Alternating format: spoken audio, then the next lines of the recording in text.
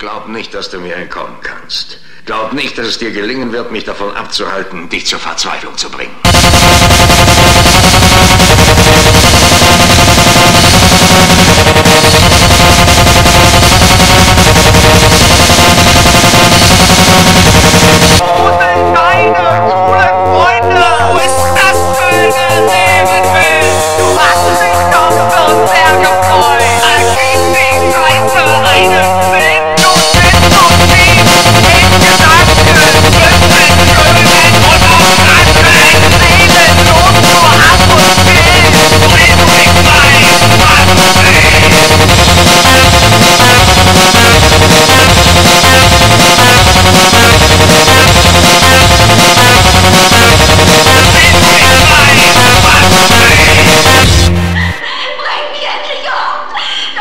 Jeden Tag diese schrecklichen Dinge sehen und